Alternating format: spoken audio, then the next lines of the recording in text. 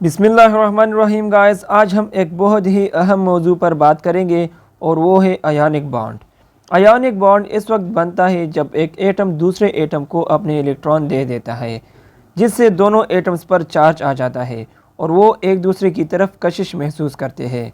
ये बॉन्ड आमतौर पर मेटल्स और नॉन मेटल्स के दरमियान बनता है। तो चले आयोनिक बॉन्ड की डिफिनीशन की तरफ चलते हैं और इसको तफसील से पढ़ते हैं कि आयोनिक बॉन्ड है क्या और ये कैसे बनता है। Ionic bond, the chemical bond which is formed due to the complete transfer of electrons from one atom to the other atom is called ionic bond और electrovalent bond। वो chemical bond जो एक एटम से दूसरे atom में electrons की complete transfer के नतीजे में बनता है तो इसे आयोनिक बॉन्ड या इलेक्ट्रोवेलेंट बॉन्ड कहा जाता है।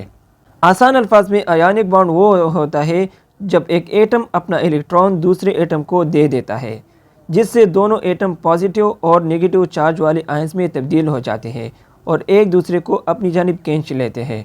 मिसाल के तौर पर सोडियम क्लोराइड, जिसको हम NaCl कहते हैं, ठीक है, ये टेबल साल्ट है, एक कंपाउंड है और इसको हम टेबल साल्ट कहते हैं, ठीक है। मैं इसका एग्जांपल दूंगा क्योंकि हम इसको रोज़मर्रा ज़िंदगी में भी इस्तेमाल करते हैं, ठीक है। अब ये जो NaCl है, इसमें सोडियम के ऊपर जो है पॉजिटिव चार्ज है और क्लोरीन के ऊपर नेगेटिव चार्ज है।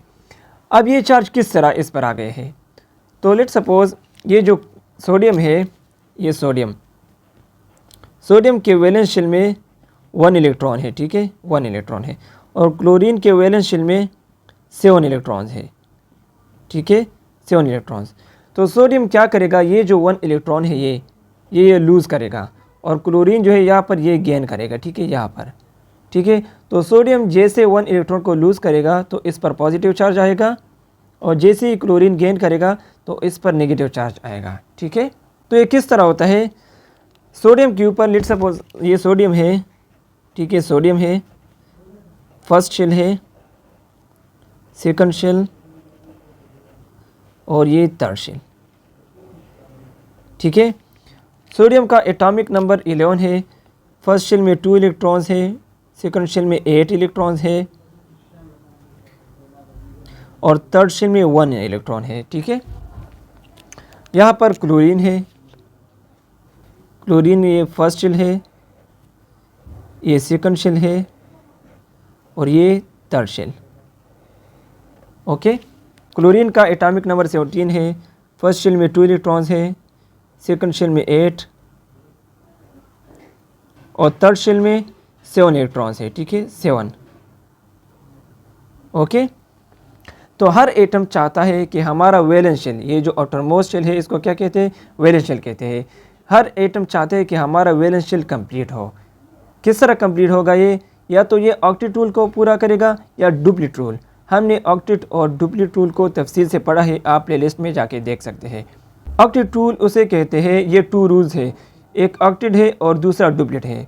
डुप्लीट रूल उसे कहते हैं जब किसी एटम के वैलेंस शेल में 2 इलेक्ट्रॉन्स पूरे हो जाए तो इसे डुप्लीट रूल कहा जाता है। और ये डुप्लीट रूल सिर्फ एप्लीकेबल है 2 एलिमेंट है पीरियोडिक टेबल में, एक हाइड्रोजन और दूसरा हीलियम, इस पर एप्लीकेबल है, ठीक है। और दूसरा रूल जो है ऑक्टेट रूल है। ऑक्टेट रूल ये है कि किसी भी एटम के वैलेंस शेल में अगर 8 इलेक्ट्रॉन्स पूरे हो जाए तो इसे ऑक्टेट रूल कहा जाता है, ठीक है। अब ये जो ऑक्टेट रूल है और डुप्लीट रूल है, इसके लिए 3 कंडीशंस है, या तो ये एटम इलेक्ट्रॉन को गेन करेगा या एटम इलेक्ट्रॉन को शेयर करेगा या एटम इलेक्ट्रॉन को लूज़ करेगा, फिर जो है इसका वैलेंस शेल कंप्लीट होगा, ओके। तो यहाँ पर आप देखें सोडियम के वैलेंस शेल में 1 इलेक्ट्रॉन है, तो ये 1 इलेक्ट्रॉन ये क्या करेगा, इसके पास ये एबिलिटी है कि ये लूज़ करेगा। तो जैसे लूज़ करेगा तो यहाँ पर क्लोरीन जो है इसको गेन करेगा, ठीक है, यहाँ पर क्लोरीन यहाँ पर गेन करेगा, ठीक है। यहाँ पर क्लोरीन ने गेन किया है तो क्लोरीन का वैलेंस शेल में अब 8 इलेक्ट्रॉन्स आ गया है, ठीक है, वैलेंस शेल कंप्लीट हुआ है, वैलेंस शेल ये कंप्लीट हुआ है तो ये क्लोरीन स्टेबल हो गया है, ठीक है, स्टेबल जिस तरह नोबल गैस है, क्योंकि इसका वैलेंस शेल कंप्लीट हो गया है, ऑक्टेट रूल पूरा हो गया है। यहाँ पर सोडियम को देखो, 1 इलेक्ट्रॉन इसने लूज़ किया है तो इसका जो अगला स्ट्रक्चर होगा वो कुछ इस तरह होगा, फर्स्ट शेल और सेकंड शेल, फर्स्ट शेल में 2 इलेक्ट्रॉन्स, सेकंड में 8। ठीक है,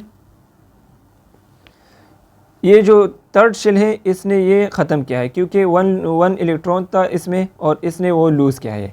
तो इसका जो वैलेंस शेल है अब कंप्लीट हुआ है, इसमें भी 8 इलेक्ट्रॉन्स आ गया है, इसका भी ऑक्टेट रूल कंप्लीट हुआ है, अब ये स्टेबल हो गया है। ठीक है, तो जैसे ही सोडियम ने 1 इलेक्ट्रॉन को लूज़ किया तो सोडियम यहाँ पर इसके ऊपर पॉजिटिव चार्ज आ गया और क्लोरीन ने गेन किया तो क्लोरीन के ऊपर नेगेटिव चार्ज आ गया। ओके, तो दोनों के बीच में इलेक्ट्रोस्टैटिक फोर्स ऑफ अट्रैक्शन की वजह से आयोनिक बॉन्ड बन गया। ठीक है, ये कौन सा बॉन्ड है? Ionic bond.